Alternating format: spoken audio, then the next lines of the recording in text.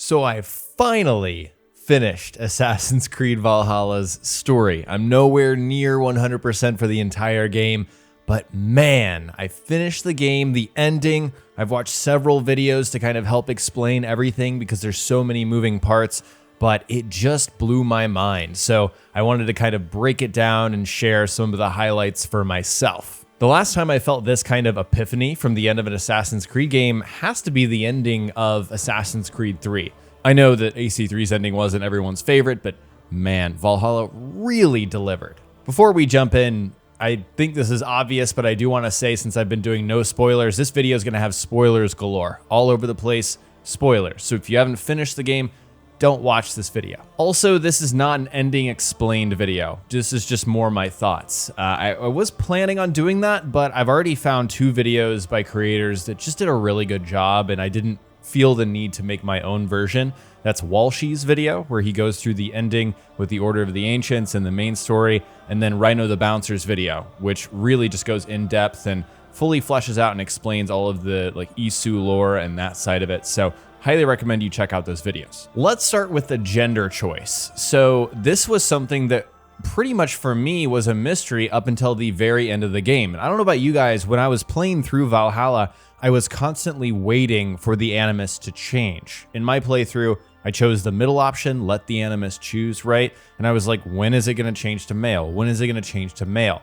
But the very end of the game explained that. And of course, we learn that in the end, Eivor is essentially the reincarnation of Odin, which is just wild, but not really the reincarnation. It's like the reincarnation of Odin's consciousness. It was passed on.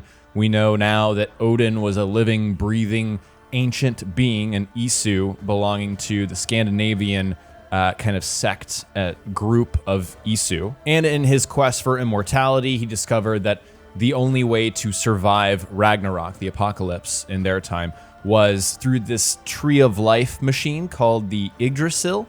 And that was mind-blowing, of course, to stumble upon at the very end of the game. But yeah, he uploaded his consciousness to this device, which would then merge that consciousness with the human DNA. And then later on, his consciousness would be reborn in a human. So that would allow him to kind of live on in a future body. And I've been obviously reading forums and discussions. A lot of people are comparing it to Sage's. I would say it's very similar to Juno's plot with her husband and having the reincarnated bodies, but not exactly the same, because we do know that this is just a singular instance, I believe. Actually, we may not know that for sure. So Eivor is technically Odin reborn. But the thing is, Eivor is not just that. Eivor is herself as well. Eivor has her own thoughts and motivations, and we see her kind of clashing with the fact that Odin is also in her head throughout the game. And we really didn't know what that was until the very end. But yeah, she has her own mind, her own agency, and Eivor, Varinsdottir, was born as a Norse female. And in that way, I see Eivor as more of a host of Odin's consciousness than a reincarnation of Odin, especially the way that the game represents that struggle and conflict. So that brings us back to the gender choice. Why were we able to pick between male and female or let the animus choose? It's because Odin's DNA is within Eivor. And that happened again because of the Tree of Life machine. So due to the fact that the animus uses genetic code to relive memories, Layla, via the animus, was able to choose between these 2 data streams. Now, that central option, letting the animus choose, is interesting because, like I said at the beginning of this section,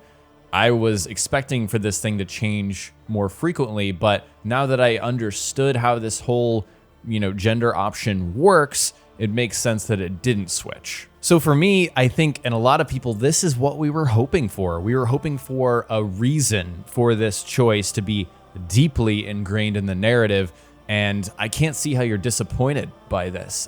This really blew my mind when I finally understood, oh man, that is why we could choose between the genders. And that brings us to the next section. I wanted to talk all about Asgard and Jotunheim because this section of the game threw me off big time. When it first came to me and Valka was like, you can go into your dreams and kind of figure out what is this thing, Odin, that's bothering you constantly. So what do these arcs mean, and why did we play through them, I think is a big question people have. And I really like Walshy's explanation. I watched his video before I started making this one, so once again, link in the description. These arcs, both of these arcs, represent Eivor's version of Odin's memories, because Odin's memories are floating up in her head because she has his DNA and his consciousness, right? But it's with her own cultural interpretation of those events, because Eivor, is a 9th century Viking, right? She did not experience these things. She's experiencing someone else's memories. So she's not able to interpret exactly what Odin experienced. She can't even comprehend the Isu. So this is why when we switch to those sequences, if you let the animus choose, Eivor is suddenly a man, Javi, right? Because Odin was a male Isu. Now, I think it's important to distinguish the fact and point out that the events in Asgard and Jotunheim, these arcs happened. However, this is Eivor's interpretation, right? So this feels like you're playing through this mythological sequence and, oh, this is really cool, but it really didn't happen. These events did happen, but they are the Nordic mythological interpretation of those events. So the whole thing with the mead, right? For example, it wasn't actually mead.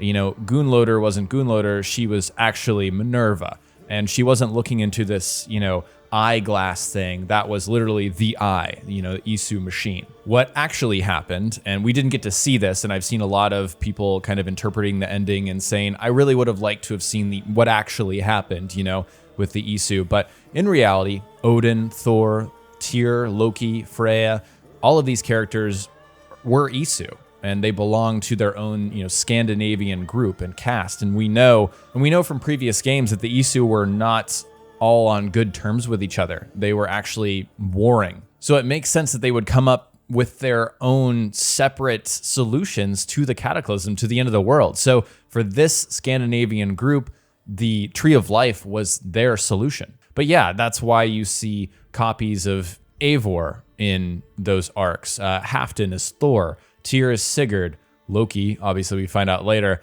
is Bassam, and Freya is Svala, which is interesting. But this is why you also see the neck scar on Eivor, Halfdan, Sigurd, Bassam, and Svala. And interesting enough, Faravid has a neck scar, and we didn't see anyone that looked like Faravid in the, hidden truth video that you unlock via the animus anomalies. But yeah, they all received the same injection so their consciousness would live on and be reborn. And that really makes me question, are those characters also struggling with this internal conflict? Is Thor within Halfdan's mind, trying to take him over and trying to rule what he does and dictate what he does? There's a lot of interesting conjecture we can have on that point there. But back to the main topic. So what's the point of showing these arcs in the game, I think is what some people may be wondering, beyond proving, that Eivor has Odin's DNA. I think for me, it's partly, from Ubisoft's perspective, it's partly to familiarize the player with Norse mythology and kind of explain that and leave some breadcrumbs for that big Bassam Loki reveal at the very end, right? And it's also to explain the relationship, why does Loki hate Odin that much? And then on a macro level, it goes really far to explain more of the Isu storyline and kind of the conflict between this group of Isu and the group of Isu that we are familiar with from the previous games. So we're going to put the modern day stuff on the side for now.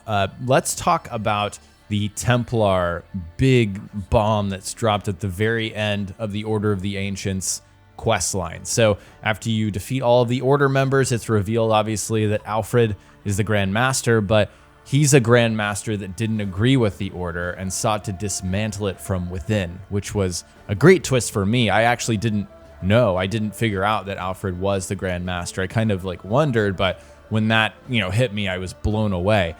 This is another area for me where I felt Valhalla completely exceeded my expectations. Darby told us, he told me, that this would branch the Order of the Ancients with the more contemporary Templars that then turned into Abstergo, but I was still shocked by this. And if you listen carefully to Alfred's words when, that is revealed, He says that he plans to reinvent the Order because he agreed with the goals in seeking power. He thinks there needs to be one unified power in the world, but he didn't agree with their ideology and, you know, pagan gods and all of that. And as a godly man himself, he planned to like revise the Order into the Templars. And that's the suggestion there, is that after this game, Alfred is directly responsible for turning the Order into the Templars, which is just mind-blowing, right? I mean, that just connects a thread. It really does between, and even like explains the past 3 games and like going back to, I guess, the not precursor, but the mythological series of these games, right? Origins, Odyssey, and Valhalla, and, you know, introducing the Order. And that was a little scary, I think, for this community to adjust to, but seeing the evolution and tying that thread back to AC1 is, it just gave me goosebumps. Now we're gonna go back to the modern day storyline. So the very end of the game, so I was actually confused by the pacing of the end of this game. It was strange to me that we were going back to Norway with Sigurd, right? I didn't know what was going on until it was revealed, but then that whole thing happens, we go to Valhalla, and then there was still more game. Like, there was still more to do. The Hamptonshire arc happened after. And the more I've read on this, the more it's explained that the Hamptonshire arc is more of an epilogue. And I think it makes sense if you think of it that way. Like, the true ending was the revelation with Bassam and Eivor becoming leader of the clan, and then you go on and finish out England with Hamptonshire. So at the end of the game, we see Sigurd leads Eivor to the Tree of Life, the Yggdrasil machine in Norway. Obviously, Sigurd is Tyr. We don't know it at this point, but he's reliving those memories to understand the language in order to open the door. And so Sigurd believes he's going to Valhalla. This is the Sigurd, not the Tyr Sigurd, when in reality, it's just a machine that is similar to the animus. It has lots of different purposes, but Eivor realizes this, gets some breadcrumbs, like seeing her own dad and realizing, you know, her dad shouldn't be in here. And so essentially, she rejects the idea of this fake reality where it's just endless glory in Valhalla, which Odin really wanted her to accept, right? Because Odin is still in her head at this point. But then we see Eivor fighting back in a really cool sequence that really ties together Odin appearing, I believe, across the entire game. This game really plays out as a big mystery. It's like you don't know what's going on, truly. You have so many questions, and it's really not revealed until the very end. And then Loki's endgame and Bassam comes into play, which was so confusing when it was first happening. I'm like, why is Bassam attacking me? But through the anomalies, we get some more information there. We learned that Loki and Alethea, way back when, planned this all along. It was their plan to put Alethea into the staff of Hermes, you know, use Cassandra to give the staff to Layla, then drop the staff for Bassam to then pick up once he left the Tree of Life. So, yeah, that whole revelation blew my mind. I'm still not clear, though, about Bassam's intentions, and I think that's intentionally vague, and I think that's something that, you know, Ubisoft plans to wrap up, I hope, in DLC. I don't want this to be a multi-game thing. We'll see what their plans are, but yeah, like at this point, he's revitalized, he's sort of reunited with Alethea, but she's, you know, her consciousness is in the staff, right? It's not like she's in physical form like he is, which is, I'm sure, a bummer. So I'm curious to know, like, what is Bassam's endgame in modern day? Is it, you know, is he trying to find a way to resurrect her, similar to like Juno trying to find a way to inhabit a human body and take over the world? Is it to get revenge on Eivor and Loki? I mean, Eivor is dead in the ground by the time that Bassam, you know, appears in modern day. So I'm very confused as to that point. If you guys know more or have any theories, share them below. And then finally, I wanted to highlight some connections to previous games that I really appreciated. That was another thing we were being told, I think by Darby himself, that this would connect to almost every single Assassin's Creed game. Now, if you guys didn't know, I haven't actually played every game. I haven't played Rogue.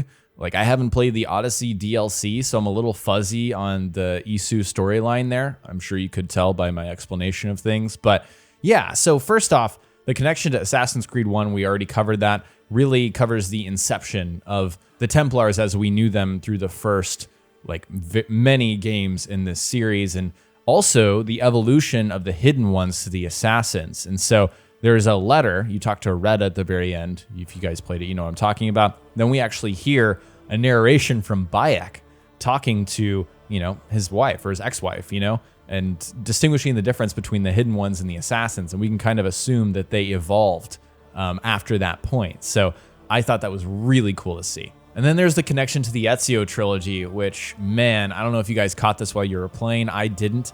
But during the Jotunheim arc, when you're talking to Gunloader or Minerva and she's in her little lair with her eye device, that is actually Ezio's voice coming through the other side. That's supposed to represent Minerva talking to Ezio like she did at the end of Assassin's Creed 2. That blew my mind, and I love that they added that in there. And then we got some further clarification on Juno's plan in some form or fashion. Through the Jotunheim arc, once again, we got the mead, which was not technically the mead, but Odin made a sacrificed his eye, right? And that's how he was going to survive the apocalypse and achieve immortality. But he also agreed to give some of his mead away, which we happen to, you know, we understand now that character was indeed Juno, or Eivor's representation of Juno through the Norse mythology. We got some further clarification on the Kenway saga and, you know, Assassin's Creed 3 and Desmond's fate after touching that pedestal. We already knew that Desmond was trapped in the gray because of Unity, but now we actually saw him. He's the reader, right? He's in the gray. Currently, for the last 8 years, he's been trying to find a solution to solve the current predicament that they're in. And then, of course, in the Layla saga, the last 3 games, Valhalla included, we got so much more on that Alethea storyline, like really what was going on there with the Staff of Hermes. You know, Loki transferred her mind, her consciousness into the Staff of Eden so that she could escape death and live on like he did and reunite with him after the great disaster. But also, yeah, Basim in present day, what's going on there? What is his end game and his goal? It'll be really interesting to see. So with all of that out of the way now, man, this ending really did live up to my expectations in every single facet. In the animus storyline with Eivor and what's happening in the 9th century in England, but then going forward to modern day and Layla and Basim and how that all connects together is really incredible. And I think that's something that we're going to be talking about for a very long time with Valhalla. Those are my thoughts on the ending of Valhalla. It really lived up to my expectations, and I'd love to know what you guys think about it. Share your thoughts in the comment section below. And if you haven't already, make sure you're subscribed to the channel and hit the bell to stay tuned so you don't miss my next video. Also, be sure to follow me on social media. I'm at jayvee on YT on Twitter and at jayvee.yt on Instagram.